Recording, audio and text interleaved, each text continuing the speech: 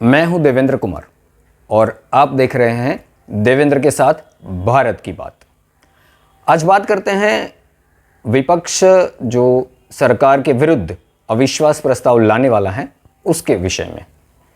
अविश्वास प्रस्ताव लाने की प्रक्रिया क्या है, अगर अविश्वास प्रस्ताव पारित हो जाता है तो क्या होता है, और वर्तमान में जब विपक्ष सरकार के विरुद्ध में अविश्वास प्रस्ताव लाने वाला है तो सरकार की और विपक्ष की शक्ति, सीटें कितनी हैं,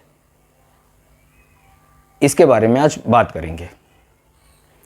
आप कुछ और जानना चाहते हैं इस विषय में, आपको यह अच्छा लगता है तो इस YouTube चैनल को सब्सक्राइब अवश्य कीजिएगा।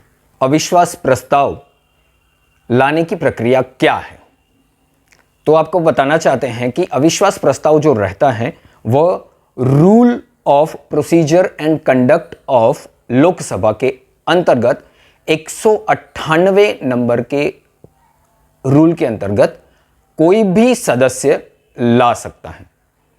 इसके कुछ शर्तें हैं, जैसे कि जो भी सदस्य अविश्वास प्रस्ताव लाता है उसे सुबह 10 बजे से पहले स्पीकर को यह प्रस्ताव दे देना रहता है।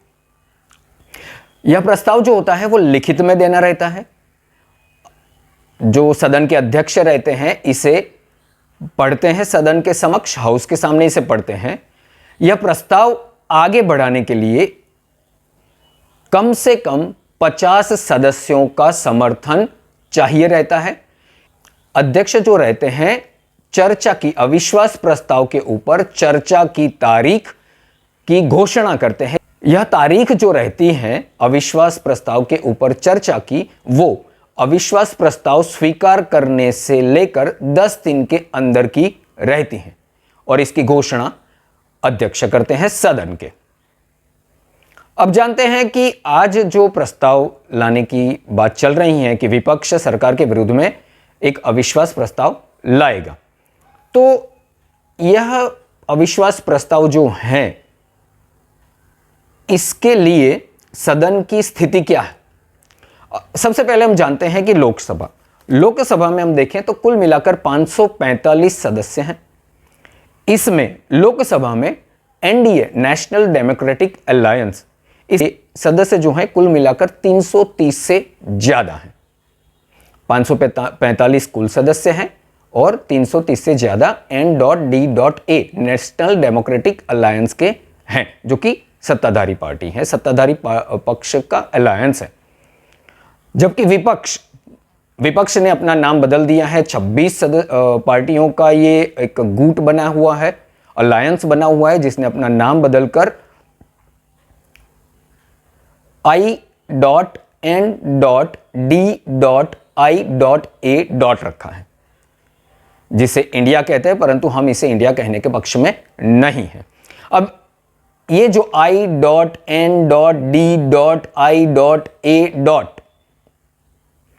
इसके कुल सदस्य हैं 140 से ज्यादा और 60 सदस्य ऐसे हैं जो ना विपक्ष के साथ हैं, जो विपक्ष का अलायंस है उसके साथ हैं, और ना ही सत्ता पक्ष का जो अलायंस है उसके साथ हैं। परंतु कुल मिलाकर फिर भी देखें तो लोकसभा में national democratic alliance, Narendra Modi की सरकार के सामने जो अविश्वास प्रस्ताव लाया जाने वाला है, कहा जाता है, वो टिक पाने की शक्यता बिल्कुल नहीं दिखती है, कोई संभावना नहीं है। अब देखते हैं राज्यसभा में इसकी स्थिति क्या है।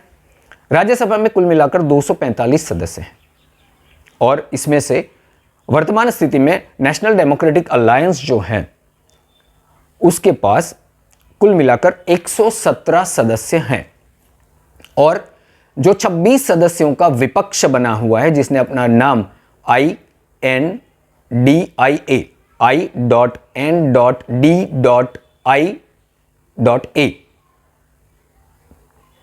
रखा है, उनके पास कुल मिलाकर 106 सदस्य हैं। 7 जो सीटें हैं वो रिक्त हैं और बाकी की जो सीटें हैं उसमें जो सदस्य हैं वो ना विपक्ष के अलायंस के साथ है और ना सत्ता पक्ष के अलायंस के साथ है। तो यहां पर भी अब वर्तमान में देखा जाए तो एनडीए की N.D.A की जो सदस्य संख्या है वो ज़्यादा है, शक्ति ज़्यादा है। तो यहाँ पर भी टिकने के, अविश्वास प्रस्ताव टिकने की संभावनाएं नहीं दिख रही हैं।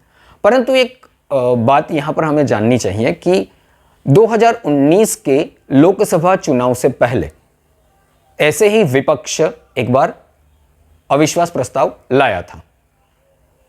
अविश्वास प्रस्ताव तो खैर गिर गया, परंतु भारतीय जनता पार्टी की सीटों में बढ़ोतरी हुई और भारतीय जनता पार्टी 303 सीट जीत पाई। तो ये एक अविश्वास प्रस्ताव इस बार भी अगर देखिए 2024 में चुनाव है और 2023 में विपक्ष सरकार के विरुद्ध में अविश्वास प्रस्ताव ला रहा है। तो अगर 2019 के चुनाव ही देखे जाएं तो शायद भारतीय जनता पार्टी की स्थिति और उनकी जीतने वाली स्थिति बढ़ती जा रही है, सीटें बढ़ सकती हैं। अब देखते हैं कि अगर अविश्वास प्रस्ताव पारित हो जाता है तो क्या होता है। अगर अविश्वास प्रस्ताव पारित हो जाता है तो सरकार को इस्तीफा देना पड़ता है। यह हमने आपको बताया कि अविश्वास प्रस्ताव की प्रक्रिया क्या है। वर्तमान में अविश्वास प्रस्ताव अगर लाया जाए विपक्ष के द्वारा तो लोकसभा में और राज्यसभा में सरकार और विपक्ष की स्थिति क्या है, शक्तियां क्या है, और अगर अविश्वास प्रस्ताव पारित हो जाता है तो सरकार को इस्तीफा देना पड़ता है, यह भी हमने आपको बताया।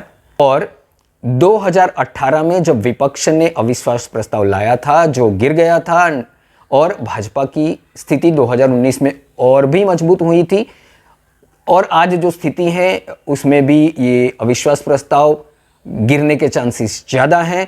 तो ऐसा अंदेशा है, ऐसी शक्यता है कि शायद आने वाले चुनाव में भारतीय जनता पार्टी की सीटें बढ़ सकती हैं।